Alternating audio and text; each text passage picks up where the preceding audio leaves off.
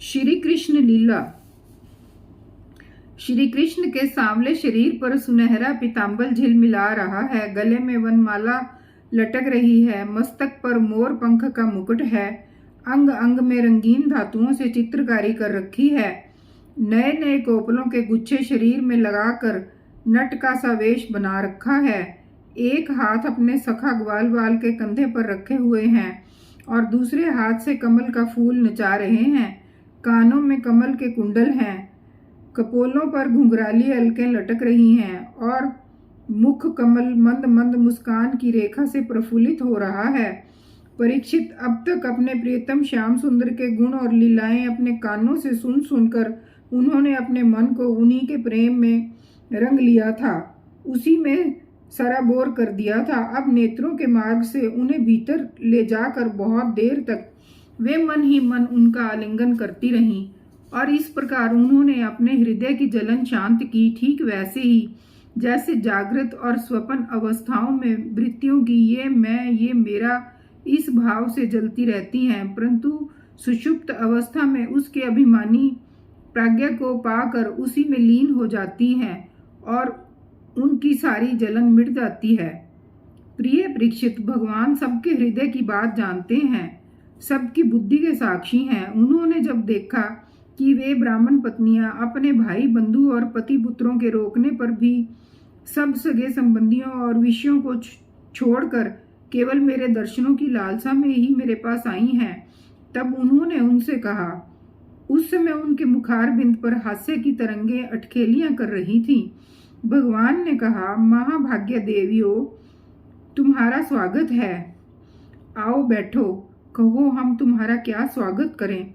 तुम लोग हमारे दर्शन की इच्छा से यहाँ आई हो।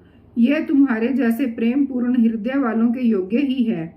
इसमें संदेह नहीं है कि संसार में अपनी सच्ची भलाई को समझने वाले जितने भी बुद्धिमान पुरुष हैं, वे अपने प्रियतम के समान ही मुझसे प्रेम करते हैं और ऐसा प्रेम करते हैं जिसमें किसी प्रकार की कामना नहीं रहती, जिसमें किसी प्रकार का व्यवधान, संकोच, छिपाव, दुविधा या द्वैत नहीं होता। प्राण, बुद्धि, मन, शरीर, स्वजन, स्त्री, पुत्र और धन आदि संसार की सभी वस्तुएं जिसके लिए और जिसकी सानिध्य से भी प्रिय लगती हैं, उस आत्मा को परमात्मा से, मुझ श्री कृष्ण से बढ़कर और कौन प्यारा हो सकता है। इसलिए तुम्हारा आना उचित ही है। मैं तुम्हारे प्रेम का अभिनंदन करता हूँ, परंतु अब तुम लोग मेरा दर्शन कर चुकी, अब अपनी यज्ञशाला में लौट जाओ। तुम्हारे पति ब्राह्मण ग्रस्त हैं, वे तुम्हारे साथ मिलकर ही अपना यज्ञ पूर्ण कर सकेंगे।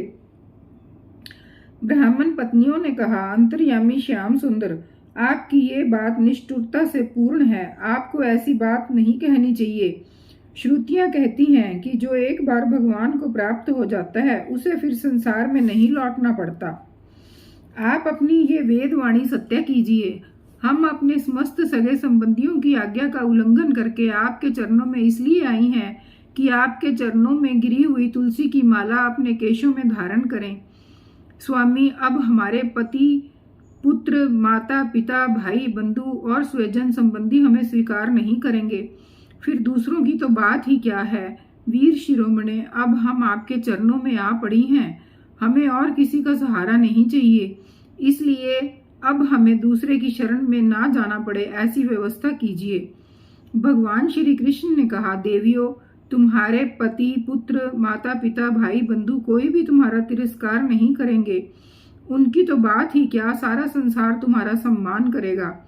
इसका कारण है अब तुम मेरी हो गई हो, मुझसे युक्त हो गई हो। देखो ना, ये देवता मेरी बात का अनुमोदन कर रहे हैं।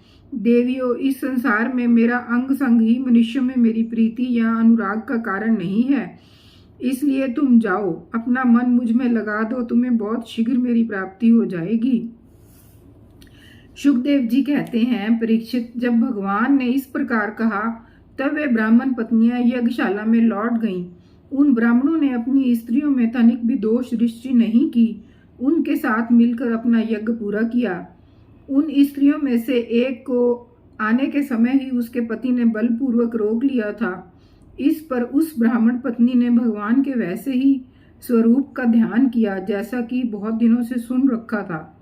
जब उसका ध्यान जम गया तब मन ही मन भगवान का आलिंगन करके उसने कर्म के द्वारा बने हुए अपने शरीर को छोड़ दिया।